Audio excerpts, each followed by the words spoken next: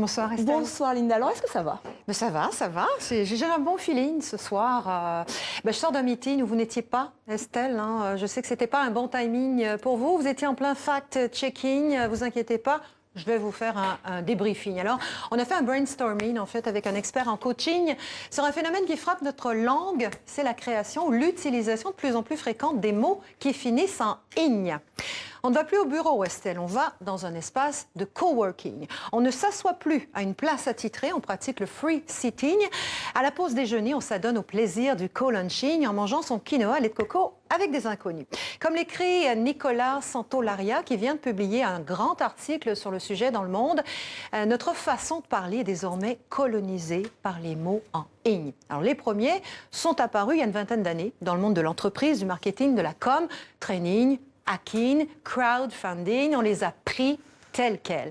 Et puis on en a créé d'autres à partir de mots français auxquels on a ajouté le suffixe « igne ». Forcing, listing, sourcing. Aujourd'hui, ces mots sont partout. Les spécialistes parlent même d'une invasion. Alors, comment on en est arrivé là?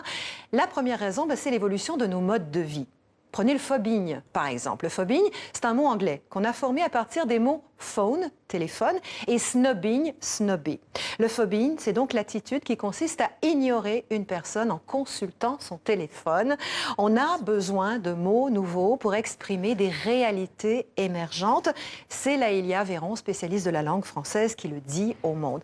Quand on utilise ces mots nouveaux, c'est une façon pour nous de signifier aux autres qu'on est branché, qu'on est en phase avec son temps. Et j'ajouterais même qu'on est snob. Parce que le souping, par exemple, c'est carrément snob. Le souping, Estelle, vous savez ce que c'est? Absolument pas. C'est la tendance du moment. C'est d'éplucher vos légumes, de les couper, de les faire cuire dans l'eau. Le fait de préparer sa soupe est devenu beaucoup plus cool depuis qu'on a ajouté le igne. Pareil pour le juicing, boire du jus. Pareil pour le batch cooking, le fait de préparer des plats pour la semaine. En français, franchement, c'était la corvée du dimanche soir. Avec le igne, c'est devenu un moment de plaisir, de détente, de partage. C'est beaucoup plus in de le faire en anglais. Alors je sais, je vous entends, cette colonisation du français par l'anglais, c'est la mort annoncée de notre langue. Mais détrompez-vous, car selon un autre expert, cette pratique, oui, ringardise le français. Si tu n'emploies pas ta dose de mots en in, t'es out. Et bien, paradoxalement, comme il y a des in partout maintenant, si on veut vraiment faire stylé, vaut mieux jouer avec les mots en français. Si malgré tout, vous tenez à faire du motigne, à ajouter des ignes à la fin des mots, bon, ça n'existe pas, hein, je viens de l'inventer, j'ajouterai cette précision sur la prononciation.